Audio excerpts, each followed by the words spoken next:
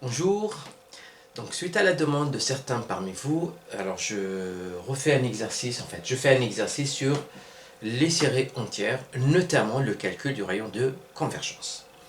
Très bien, alors voilà l'énoncé de l'exercice, déterminer le rayon de convergence des séries entières suivantes. Donc vous avez les différentes séries ici, donc on en a 8.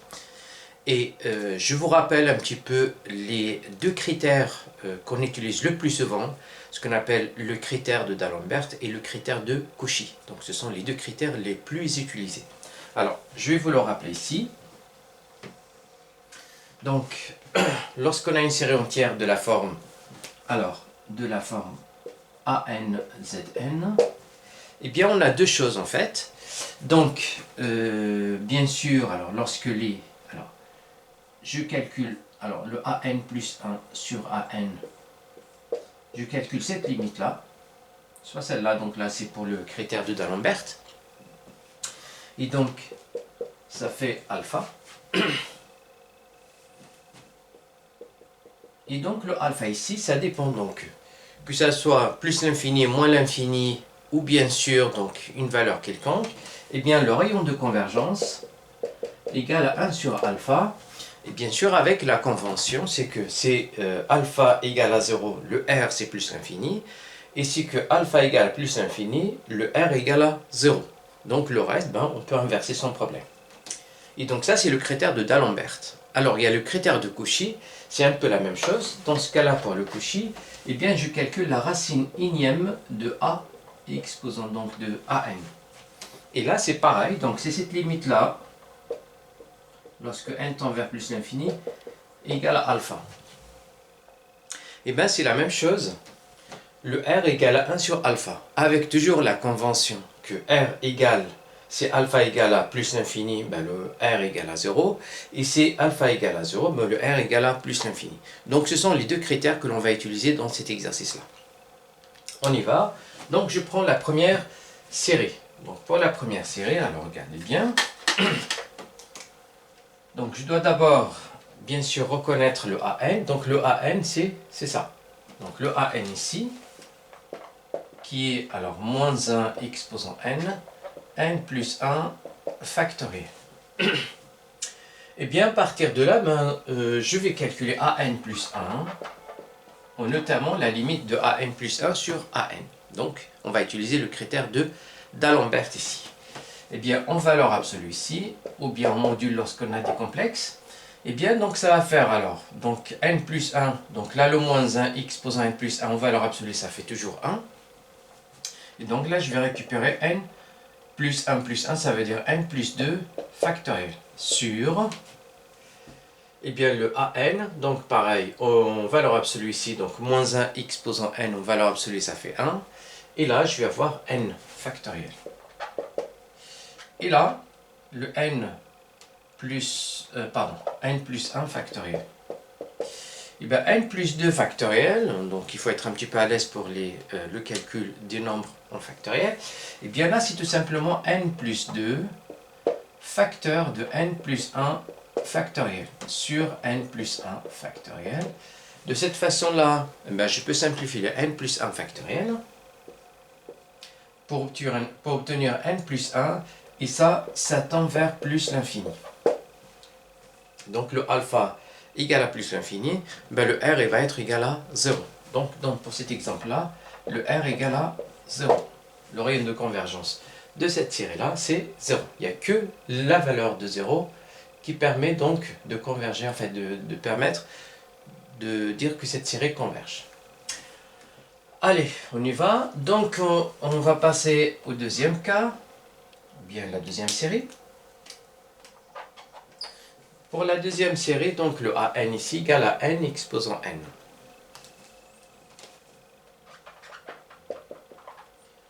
Alors j'ai de la chance ici, donc ça c'est positif. Donc comme ça, pas besoin de mettre la valeur absolue puisque c'est positif. Et bien là, donc cette forme-là, n exposant n, quand je passe à la racine, alors si je fais donc le critère de D'Alembert, ça va être un petit peu plus compliqué, donc vous pouvez essayer de voir. Mais par contre, on voit directement, puisque là, on a un exposant ici, il vaut mieux utiliser la racine énième pour enlever, bien sûr, cet exposant-là. Et donc on va voir que ça va être un peu plus facile de le faire avec le critère de Cauchy. Et donc le critère de Cauchy, on doit calculer la limite, donc la racine énième de an. Donc il va faire la racine énième de nx posant n. Et ça, par définition, alors je vais vous le rappeler. Donc vous avez racine énième de a, ben, tout simplement ça c'est a x posant 1 sur n. Et ben, je vais l'utiliser ici pour avoir, ici donc n x posant n, le tout x posant 1 sur n. Et donc là, ce sont les propriétés de la puissance que l'on va utiliser ici. Et bien donc j'ai a x posant n. Le tout x posant m, c'est a fois n fois m. Et donc je vais faire ça fois ça. Donc ça va faire alors n, donc n fois 1 sur n qui va faire n. Parce que n fois 1 sur n, ça fait 1. Et donc n x posant 1, ça fait n. Et donc le n, il va tendre vers plus, l'infini. Donc ça tend vers plus l'infini. Donc la limite de la racine énième de an, alors bon, je peux le mettre même en valeur absolue ici. Donc on avait dit que c'était positif, bon, ça sert à rien. Alors ici, donc c'est plus l'infini, ben, ça veut dire que le r, tout simplement, égale à 0. Donc pour la deuxième série ici, le rayon de convergence, c'est 0. Très bien, donc je passe maintenant à la troisième.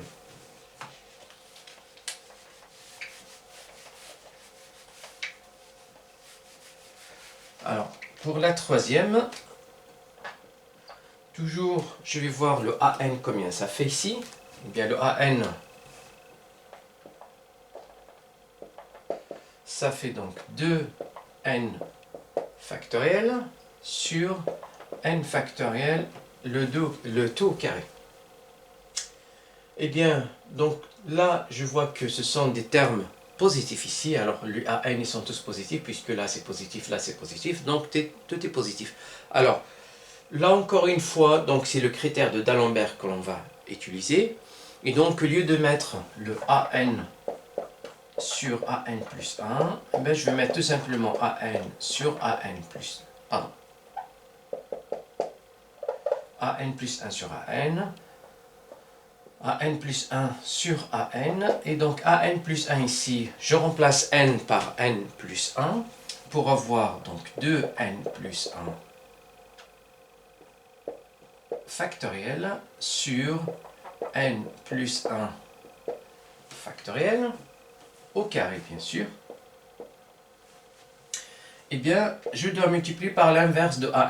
Donc l'inverse de an, parce que je divisé par n, ça revient à multiplier par son inverse. Et donc je multiplie par l'inverse de an, qui est n factoriel au carré sur 2n factoriel. Et donc maintenant, il y a juste un travail de simplification pour écrire plus simple et bien sûr permettre la facilité du calcul de la limite. Et donc là, ça va faire alors. Donc je vais mettre ça avec ça. Alors ça, c'est 2n plus 2 factoriel. Je vais mettre ça sur 2n factoriel fois, et bien là, donc c'est n factoriel. Et là, ça va faire n plus 1 factoriel, n plus 1 factoriel. Alors, donc j'ai détaillé de cette façon-là pour mieux voir la simplification des calculs que l'on va faire ici. Eh bien, là, qu'est-ce qui se passe ici? Donc 2n plus 2 factoriel, ben ça, je peux l'écrire sous la forme de 2n plus 2 fois 2n plus 1 fois 2n fois 2n moins 1, etc. C'est-à-dire fois 2n factoriel. Et là, sur 2n factoriel fois.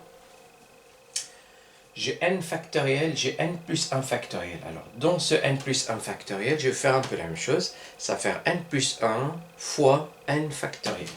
Donc, le numérateur, je laisse comme ça, mais par contre, au dénominateur, celui-là, je vais l'écrire sous la forme de n plus 1 fois n factoriel. Fois, pareil, n plus 1 fois n factoriel. Donc, de cette façon-là, regardez bien, ben, je peux simplifier ça avec ça. Je simplifie ça avec ça, ça avec ça.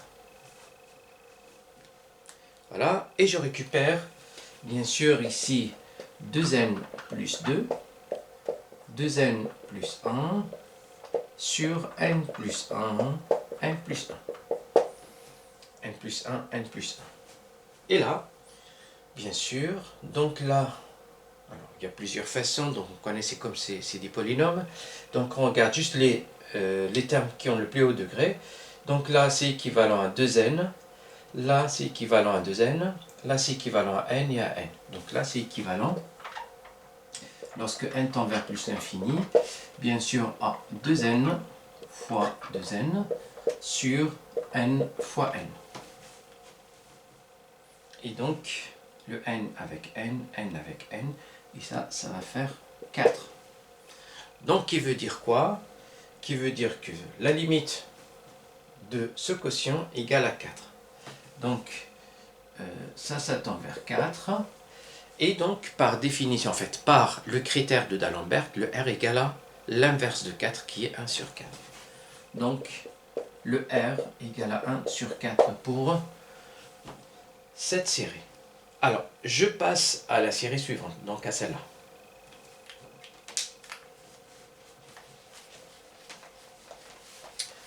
Alors, la série numéro 4. Donc, la série numéro 4.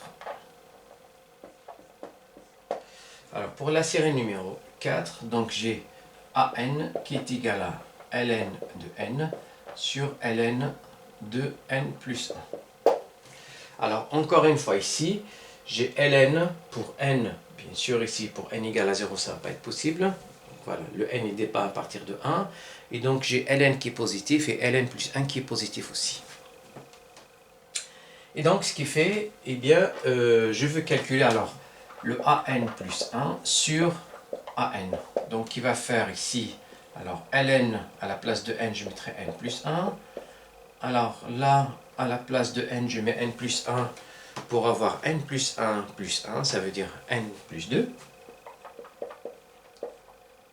Fois, alors divisé par an, ça revient à multiplier par l'inverse de an. Et l'inverse de an, c'est ln de n plus 1 sur ln de n.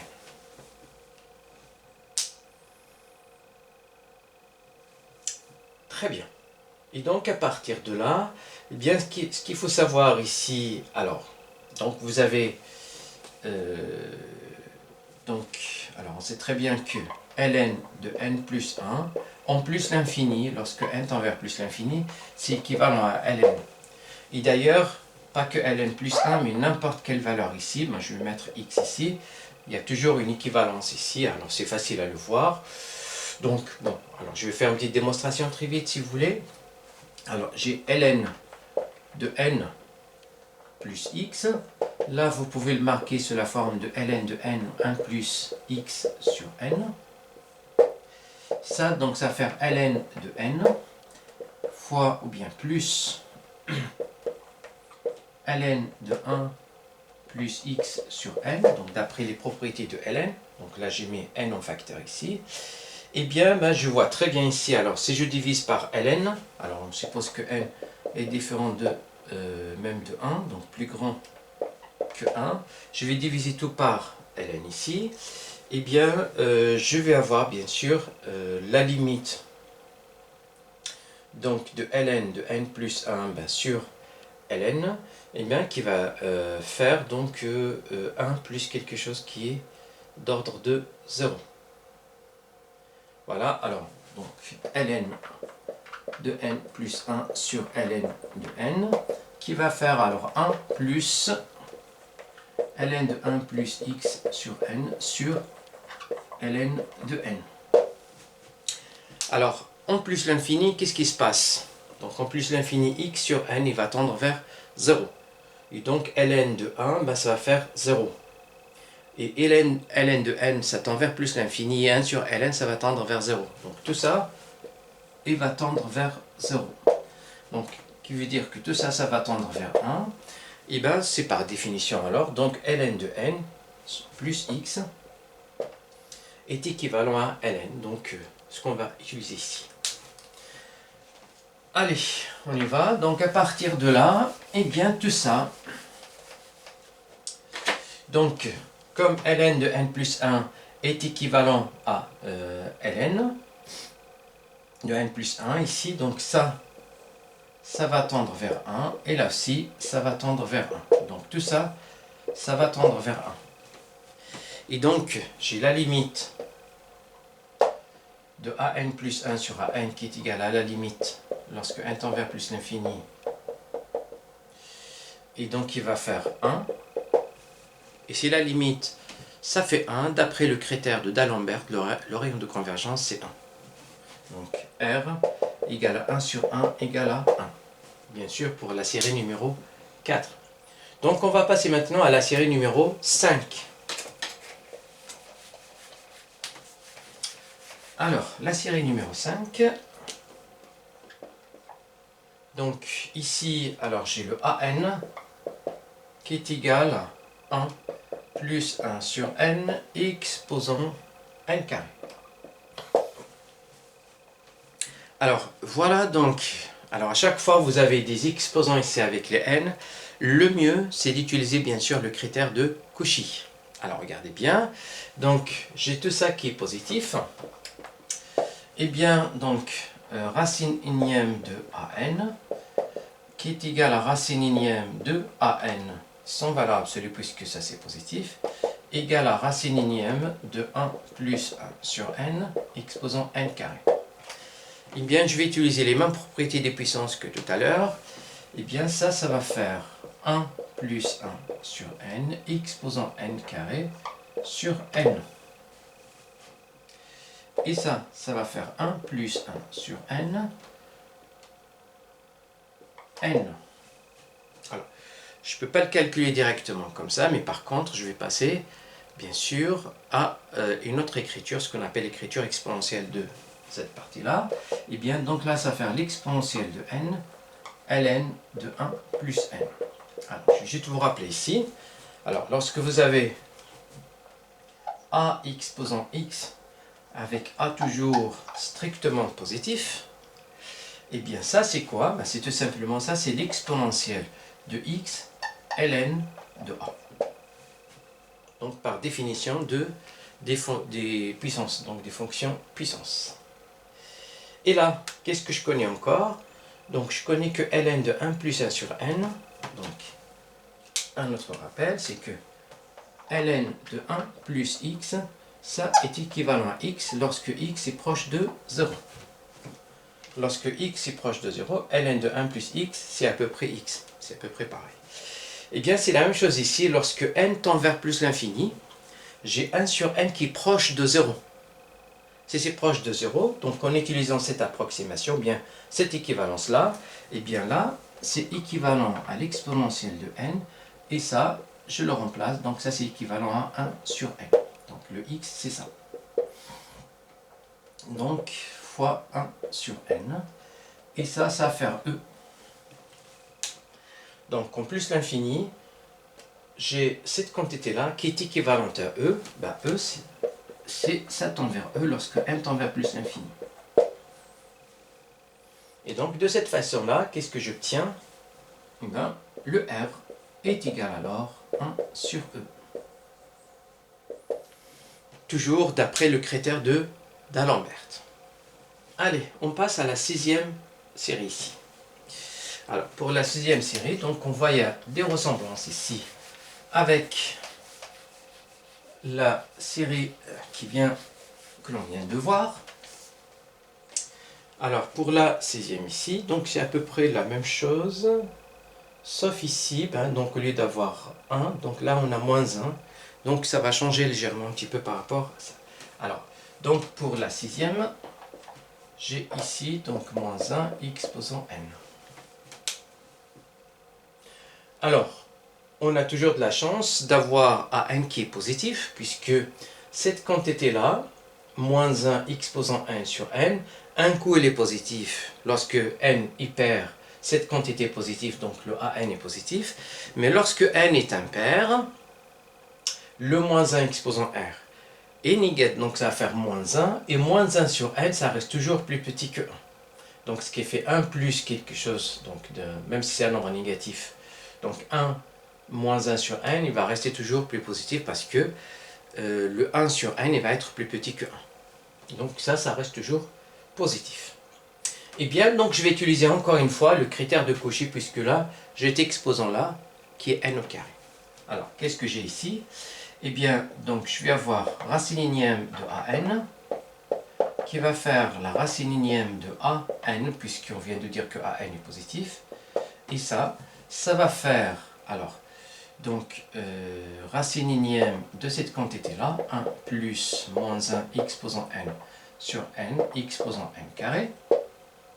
Et là, avec les mêmes règles de calcul que tout à l'heure pour les puissances, et donc là, ça va faire 1 plus moins 1 x posant n sur n, alors x posant n carré sur 2. Et ça, qui va faire 1 plus moins 1 x posant n sur n, et là, c'est n. Eh bien, je vais utiliser encore une fois la notation exponentielle de cette écriture pour avoir, comme tout à l'heure, l'exponentielle de n, ln de 1 plus moins 1 x posant n sur n. Alors, puisque moins 1 x posant n est borné, et donc lorsque n tend vers plus l'infini, eh bien cette quantité-là, il va tendre vers 0. Donc je vais utiliser la même équivalence que tout à l'heure. Donc cette quantité-là, le ln 1 plus x est équivalent à x lorsque x est proche de 0, lorsque x tend vers 0. Et bien cette quantité-là, lorsque n tend vers plus l'infini, ça tend vers 0, et bien ça veut dire que ça va faire E, alors est équivalent ici, lorsque n tend vers plus l'infini, de n fois moins 1 x posant n sur n. Et ça, donc je vais enlever les n ici pour faire E moins 1 x posant n. Et là, bien sûr, je n'ai pas de limite directement, mais par contre, en distinguant cas par cas, alors je vais voir lorsque n est pair et lorsque n est impair ici. Alors, si n est pair,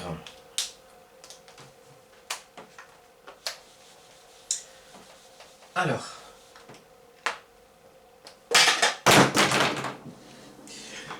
si n est pair,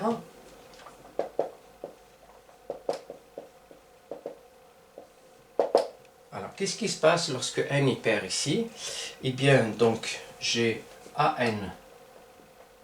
racine énième de an, est égal, ou bien est équivalent plutôt, lorsque n tend vers plus l'infini, ça va être équivalent à E, puisque là c'est pair, et donc moins 1 x posant quelque chose pair, donc ça fait 1. Voilà, et ça va tendre vers E. Et donc lorsque n est impair, ben, cette quantité-là, il va tendre vers E. En quelque sorte, donc si je prends la série avec que les termes impair, ben, je vais donc à un rayon que je vais appeler alors le R1 si vous voulez, donc il va être égal à 1 sur E. Bien sûr pour les termes pairs. Pour les termes impairs, si n est impair,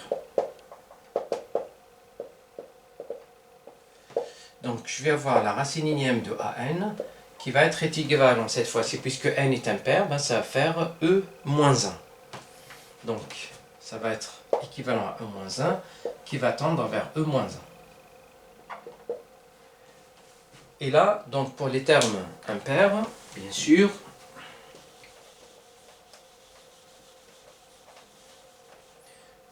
donc pour les termes, ou bien pour la série des termes impairs, donc je vais avoir ici un rayon que je vais appeler R2, qui va être l'inverse de E moins 1, bon là c'est 1 sur E, donc il va faire E. Donc pour les termes, la série des termes pairs, le rayon de convergence c'est 1 sur E. La série des termes impairs c'est E. Et si je veux voir tous les deux, eh bien, je vais prendre le plus petit. Donc le plus petit des deux ici. Alors, si Z est inférieur strict à 1 sur E, eh bien j'ai les deux séries, donc la série des termes pairs et impairs qui convergent. Et donc ce qui fait la série entièrement, elle va converger. Donc là, si ça est inférieur à E, donc la série, bien sûr, converge. AN, ZN converge. Et donc, si Z est plus grand que ça, ben, j'ai l'une du deux, ou bien toutes les deux, divergent. Donc, ce qui fait le rayon de convergence ici, le R il va être égal à 1 sur E. Très bien, donc pour cette série-là, alors maintenant je passe à la série numéro 7.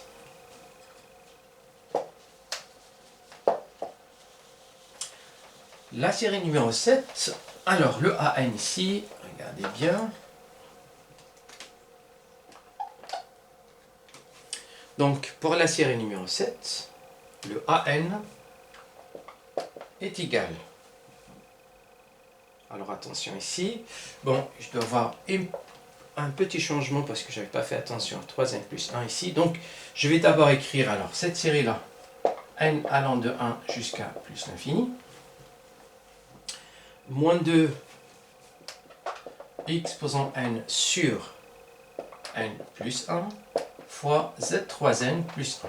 Donc déjà, le z3n plus 1, je vais le marquer sous la forme de z3n fois z. Et donc là, ça va faire alors, je vais faire sortir le z à l'extérieur de la série, n allant de 1 jusqu'à plus l'infini, et donc moins 2x posant n sur n plus 1, z carré, pardon, z de le tout x posant n. Et là, je vais faire un petit changement de variable. Donc, je vais noter grand Z égale petit z carré. Donc, de cette façon-là, eh bien, cette série-là, n allant de 1 jusqu'à plus l'infini de moins 2 x posant n sur n plus 1 fois z3n plus 1, c'est petit z fois n allant de 1 jusqu'à plus l'infini de moins 2x posant n sur n plus 1, et là c'est grand Z x posant n. Et donc je vais travailler d'abord avec la série avec la variable grand Z, et ensuite je reviens pour la série initiale. Et donc cette série-là elle converge, c'est seulement celle-là elle converge. Et donc je vais prendre le AN, c'est ça, donc le AN c'est moins 2x posant n sur n plus 1.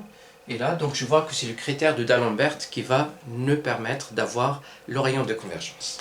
Alors, AN plus 1 ici, sur AN en valeur absolue, égale moins 2x posant n plus 1 sur n plus 2, parce que n plus 1 ça fait n plus 2.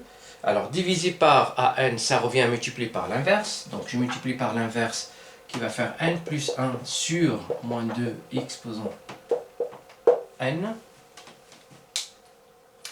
Et donc ici, moins 2 x posant n plus 1, d'après les propriétés de la valeur absolue, donc ça va faire 2x posant n plus 1 sur 2x posant n fois n plus 1 sur n plus 2.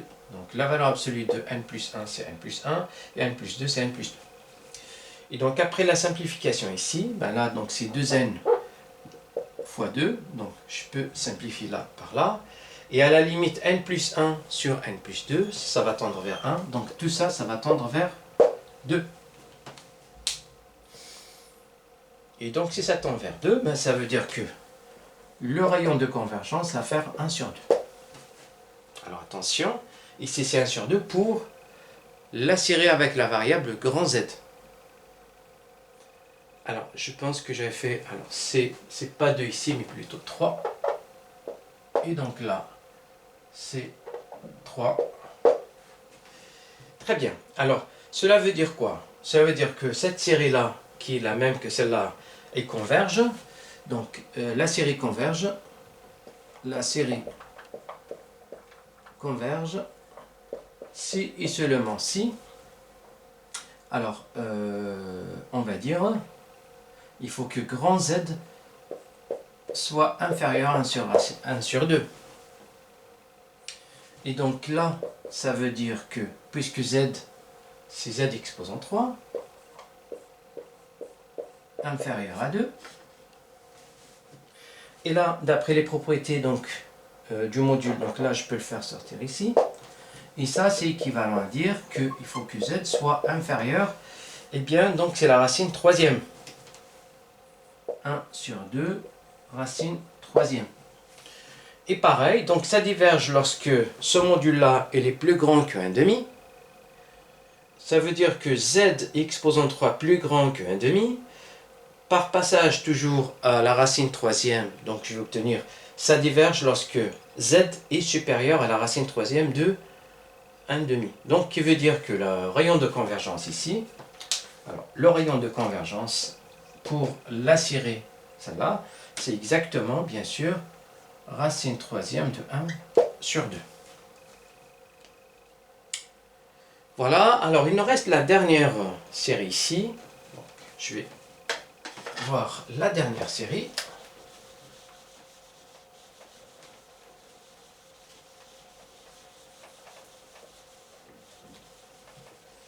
Alors, la série numéro 8. Eh bien, donc j'ai AN pour cette série-là qui est égale à 1 plus I exposant N. 1 plus I exposant N. Et là, encore une fois, c'est le critère de D'Alembert qui va nous permettre d'avoir le rayon de convergence. Alors, regardez bien. Donc, j'ai AN plus 1 sur AN en module ici. Ben, ça va faire 1 plus I en module exposant N plus 1 sur 1 plus I en module exposant N.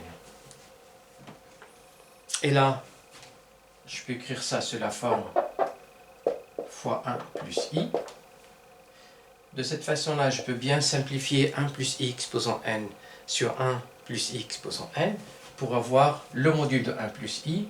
Et le module de 1 plus I, c'est la racine carrée de 1 carré plus 1 carré. Ben, c'est la racine carrée de 2.